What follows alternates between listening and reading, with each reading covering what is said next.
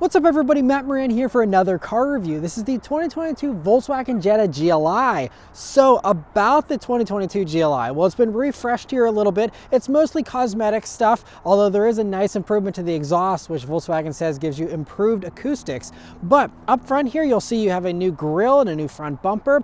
And I didn't have any complaints with the pre-refresh styling, but I think that this kind of nicely modernizes it, gives it a little bit more interesting appeal there on the front than it had in the past, but still looks really great. I still love those headlights up front there. On the sides, you still have these nice 18-inch wheels. You have a little GLI badge here on the fender. Going out to the back there, they also redid the rear bumper, and so you have this new mesh type of pattern there in the lower part of the bumper. And those exhaust tips, in addition to being a little bit louder, are also now a little bit larger, and so it gives a little bit of a sportier look, I think, out back there too. I also really like this King's Red metallic color. I think it nicely complements the red accents you have there in the grille and on the sides. And so overall, I still think that the Jetta GLI still looks really nice here for 2022. All right, so start up and go for a drive. The GLI here has the same Volkswagen key as any other Volkswagen, just a little plastic key. I like that it's small and it's nice and light, but it does feel kind of cheap, but at least it's small, so I'll give it that, because a lot of other keys these days are really big. But it is keyless access, keyless entry, and push button start, so you just leave the key in your pocket, hit the engine start button, and it starts right up. The interior here in the Jetta GLI is basically the same for 2022 with a couple little changes. The first is that you have some red stitching here to go along with the red perforations, and then otherwise you have the new Volkswagen steering wheel here, the same one you get in the GTI, which means it has a great 9.3 grip, nice big 10.2 notches. Looks really nice. It does mean you do get the capacitive touch buttons here to control everything, which is a mixed bag. Some people hate it, some people love it. I don't have a big issue with it, but it certainly isn't probably the ideal setup. But one funny touch with the steering wheel is that in GTIs you get a heated steering wheel. The Jetta GLI does not have a heated steering wheel here, but you still have the button that just doesn't do anything, but you can see it just not backlit there, but it is there. And so it makes me wonder if this wheel actually does have the heating element in it you could unlock with software, or if it just retained the button for some reason and they just decided not to swap out the button pads. But anyway, you know, a really great steering wheel. Otherwise though, you know, the nice digital gauges are great, and thankfully, if you do dislike the new Volkswagen infotainment system that is in the GTI that everyone's been complaining about, thankfully the Jetta GLI still runs the old system, but it does still have wireless Apple CarPlay and wireless Android Auto, so you still get all the best, you know, functionality, and yet you still have the more traditional setup of the previous Volkswagen infotainment system, still volume and tune knobs and all that. And so if you're someone who really wants the GTI but wants to avoid that infotainment, this could be a really great alternative here. And it's nice that they actually didn't upgrade the infotainment, which is probably the first time I've actually said that, but in this car it's definitely a perk, I think. And otherwise the interior here is still very nice. There's ambient lighting here, heated and cooled seats. You have, you know, a bunch of really nice features here that do make it feel a little more premium than something like a Civic Si, for example, or even something like a 2022 WRX I just reviewed. I still think this even feels a little more nice than that. But if you want to hear all my thoughts on what this interior is like, I did do a more in-depth interior review in the previous pre-refresh Jetta GLI, so I'll link that video above. You can go watch that if you want to hear all the details on, you know, legroom, space, all that kind of stuff. All right, so setting off here in the 2022 Jetta GLI. So the first thing you've probably noticed here driving one of these, well, if you're driving a manual like this one, you'll notice that it's a nice, pretty light and easy to use clutch pedal. The shifter's also pretty nice and precise, although I don't like how Volkswagens have this spring-loaded shifter where it's spring-loaded for the reverse lockout, but every other gear that you're in, if you push down a little bit of pressure on the shifter, the whole thing kind of dips down. It's just a little bit of a strange feeling. The shifter though is fine. It's definitely no Honda Civic Si shifter or anything like that. Honestly, I even prefer the shifter in the WRX. But anyway, one other little thing though is I don't love the driving position here in the Jetta GLI, at least me being 5'9". The way the seat is angled, you can't really switch the angle of it too much, and so because of that, every time I push in the clutch, it puts a little bit of pressure on the underside of my thigh. It's just not super comfortable, and that's something I didn't have an issue with, and you know, in the other manual transmission vehicles I recently reviewed. but it's something you can probably get used to. I'll be driving this vehicle for a week, and I'll kind of talk a little bit more about that, after driving around for a week. But other things, you have great visibility here in the Jetta GLI, and everything else works how you would expect it to. You see, you have great throttle response, the brakes feel good, steering has a nice natural weight, and that's one of the things you can customize in the individual drive modes. There's a custom mode or just the sport and comfort modes, and that will give you lighter, heavier steering, as well as adjusting a bunch of other stuff. Also here in the normal mode, which is what we're currently in, the exhaust is a little bit quieter, and the engine sounds, they say, are quieter, and so it doesn't sound too loud or anything. But we'll go ahead and put it up into sport just to compare. Much louder, and that is something you can also go into the custom mode and again turn on or off. So if you want this sound all the time, you can just have that in that custom mode and have everything else in a softer setting. You can just switch everything up how you like, and I really love that they have so much customization in that custom mode. And yeah, sounds good though. I think this definitely is an improvement in the sound department over the previous GLI, which never was remarkable in my opinion as far as the sound thing goes. And so I'm excited to hear how it sounds under some acceleration. But let's turn down onto this back road here and see how it accelerates. And here we go in sport mode.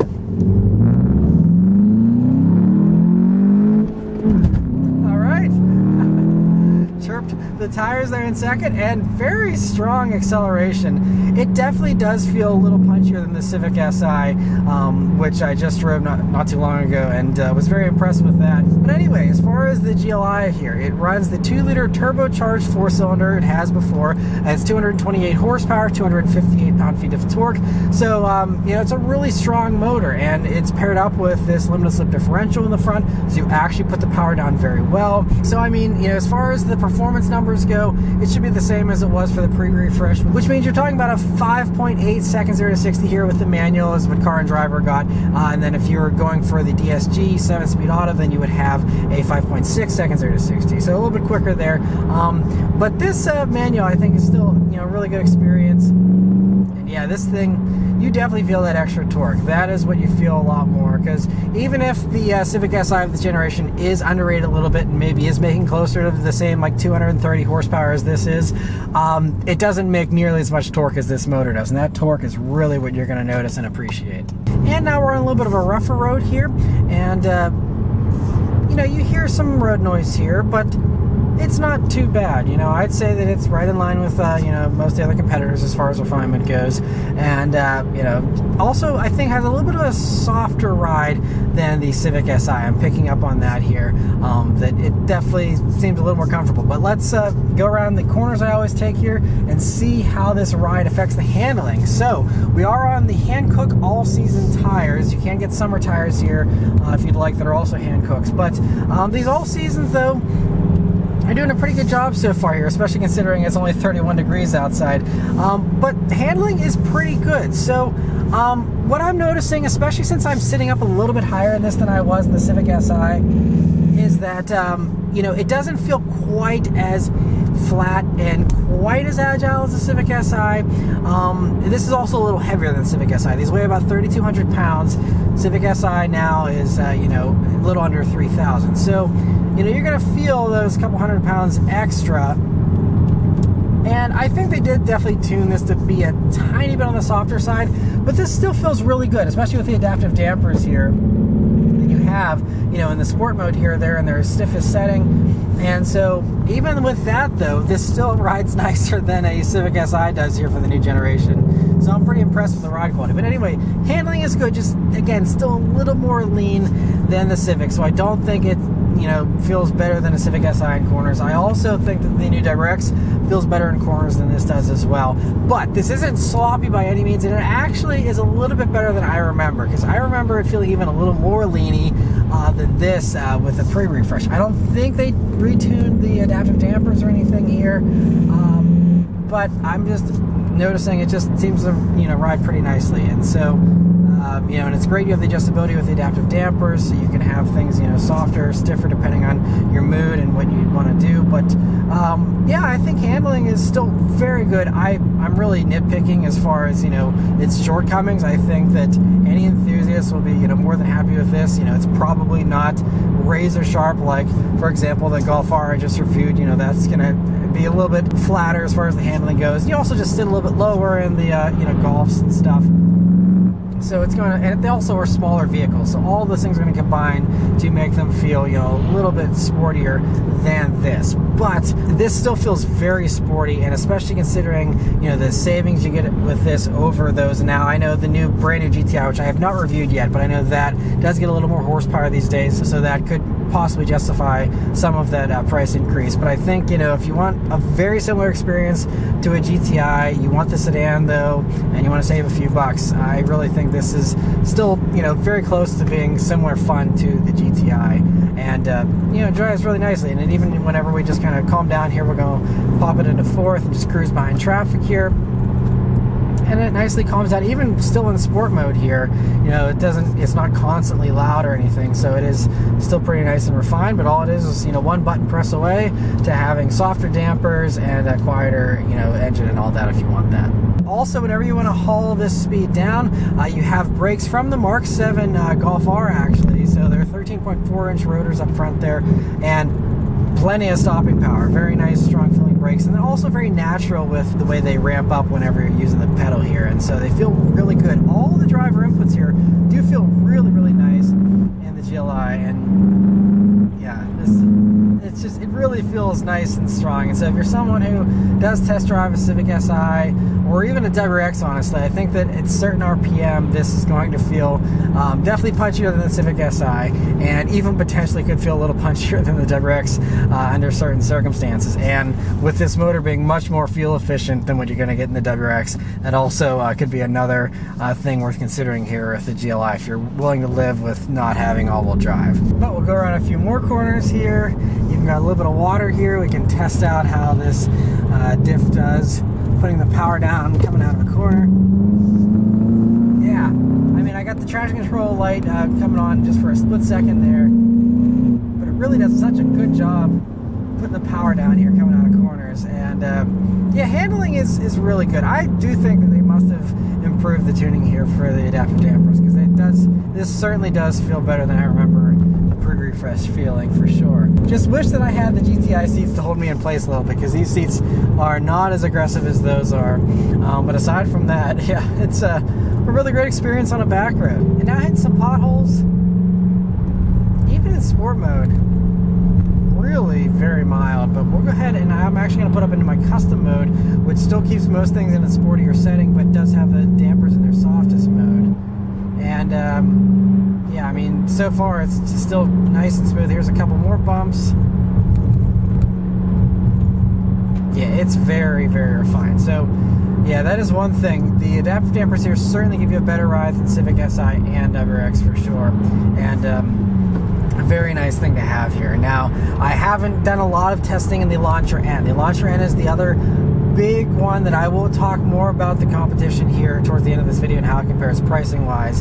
But the Elantra N, I wasn't able to sample it over rougher roads yet, so the jury's still out as far as how that feels. But I do know that the Veloster N that I had for a week, that was definitely, I think, a little bit stiffer even in its softest mode. So I think that this still will probably have an edge over the Elantra N, most likely as far as comfort goes.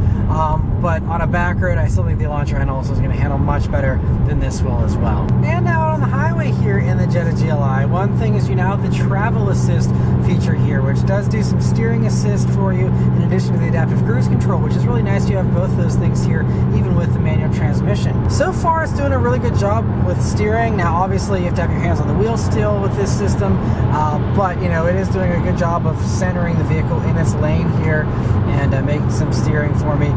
The Volkswagen system has been a little hit or miss in my past Volkswagens that I've tested it in, and even the Audi systems. It's not perfect. There were a couple of times where it would let me go over the lines, but so far this one's doing a pretty good job here, even with the weird paving and stuff here for the center line. And so yeah, it's just, you know, a nice assist like, you know, it's designed to be. And so far I don't have any complaints with it here. in this vehicle. But anyway, otherwise, you know, it's just a really nice cruiser out here on the highway as well. Again, very good isolation, again, for this segment of vehicle. And it's a really nice cruiser, again, especially with those adaptive dampers now in their comfort setting. Just a really nice cruiser out here on the highway. But anyway, thanks to Volkswagen, I'm going to have the Jetta GLI here for an entire week, so I'm going to drive around all over the place. Then I'll come back and give you guys my final real-world fuel economy, as well as my thoughts on the pricing, how it compares to its competitors, and anything else I noticed here during my week of driving. Alright, so I've been driving the Jetta GLI here for a week now, and I've really enjoyed running around with it. You know, it's a nice daily driver, it's a nice companion. I still think I prefer the Civic Si in my week with driving that. I really enjoyed that, I think a little bit more than this. It's just got a better shifter, it has better steering feel, it's a little more fun to wring out the engine in that Civic Si. And so it was mostly, you know, a good experience though overall. There was only two other little things that I noticed here during my week with the Jetta GLI. The first thing is that there is a little bit of rev hang. And the rev hang, compared with vehicles even from a year ago, not too bad compared to most of its competitors. And this is still less rev hang than like the Hyundai Elantra N-Line, and also less than when you get it on like a Kia Forte GT. But compared to the brand new Civic Si, which really got rid of almost all of its rev hang, this is actually worse than the new Civic Si now with rev hang. It's very, very minor. It really didn't bother me, but for those who are hyper aware and, you know, really triggered by rev hang, you will sense a tiny bit of that in this. But it didn't really ruin the experience for me very much. The only other little minor thing that I had to mention is that there was a slight rattle occasionally at the base of the A-pillar on the passenger side. So, you know, German vehicles like this, especially Volkswagen, seem to have a few rattles and little quirks like that every once in a while. So, you know, just wanted to mention that. You know, this car only has less than 2,000 miles on it, and there's already a little bit of a rattle at the A-pillar there. But, you know, again, very minor stuff. So, the last two things I mentioned here are my fuel economy and the pricing of the Jetta GLI and how it compares to its competition. So, first off, fuel economy. So, over my 94 miles of driving here, I managed to get 26.2 mpg. And that's not bad considering I've been driving around here in the wintertime and mostly just doing around town, you know, city-style driving. And these are rated at 26 mpg in the city, so I'm hitting that city number. They're also rated at 30 combined and 36 on the highway. And so, I'm pretty happy with that, considering I usually get 1 to 2 mpg less than the city rating in most of the other vehicles that I review. You know, and I did basically my same type of driving I do in those other cars. And so, you know, especially considering it's wintertime here, I'm fairly happy with that. You know, I think that it could even potentially overperform the EPA estimates, possibly, you know, if you're driving a little more gently than I am. So, you know, pretty solid fuel economy, although that is also worth noting. I have to mention that I did get better fuel economy in the Civic Si, and so if you're someone who does want to, you know, maximize your fuel economy savings, that's probably going to be the way to go. So, the last thing to mention here is the pricing of the Jetta GLI, which I think is one of the most interesting things about the way they positioned this new Jetta GLI, because they got rid of the base trim. So now the only way to get a Jetta GLI is in the Autobahn trim here, which means you have all the luxury features, you know, the leather, the heated and cooled seats, the ambient lighting, the panoramic roof, digital gauges, all that stuff now, you know, is the only way to get a Jetta GLI. So there's no stripped down version anymore, which is kind of a bummer, because that stripped down version costed around $28,000 or so just last year, and I think that would have been a really great competitor to the Civic Si, because it still had some pretty nice features. It would have been a really good direct competitor, because as it sits now, you know, this has a lot more equipment than most of its competitors do, and is a little more luxurious than most of its competitors. And so the Jetta GLI is going to really be for the person who wants the sport compact thing, but also wants a lot of creature comforts and wants, you know, all the nice features, and they're willing to pay a little bit more for that, because, you know, a comparable Civic Si is about $4,000 less expensive than this. This vehicle, as tested, is about $32,385 with the manual. If you were to add on the automatic, that would, you know, bump it up another $1,000 or $1,500. So, but anyway, you know, so about 32.5 as this one sits. And, you know, so if you want very similar power, you know, the Civic Si, it only claims 200 horsepower, but it's underrated from the factory. They're dynoing closer to about 230 horsepower at the crank. And so, you know, this definitely will have more torque, and this will feel a little bit, you know, punchier. It definitely does feel like it has a little more grunt than the Civic Si. There's that A-pillar rattle, but not a lot. And so, you know, for me, this extra little bit of power didn't greatly enhance my daily driving fun in this over the Civic Si, so I wouldn't miss the extra power, you know, going for the Civic Si. And you know, you still have a Bose stereo in that. You still have wireless Apple CarPlay with a nice big touchscreen. You still have, you know, the mostly digital gauges in the Civic Si. Now, you don't get heated seats, and they're cloth seats. There's a little bit less equipment there as far as that kind of stuff goes. So it really comes down to whether you're okay living with that stuff for a $4,000 discount. If you are, I think Civic Si is definitely the better value. Again, if there were an available base trim of this, it might be a little bit of a different story as far as what the best value is. But as it sits, this is the way they're offering it now for 2022. It's fully loaded. And so that just relegates the Jetta GLI here to those who want luxury and, you know, are willing to pay more for it.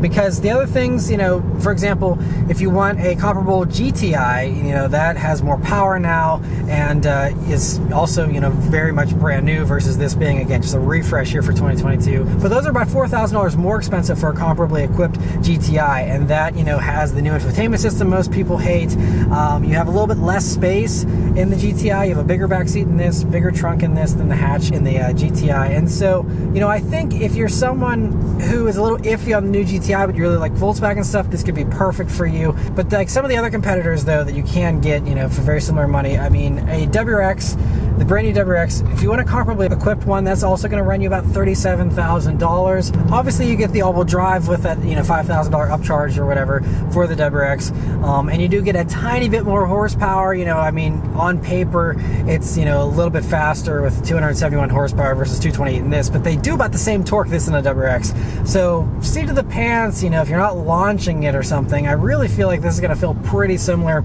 in power to a WRX. And you have the limited slip diff in here, so it's not like you're spinning tires wildly like you would in an Elantra N-Line or a Kia Forte GT or something.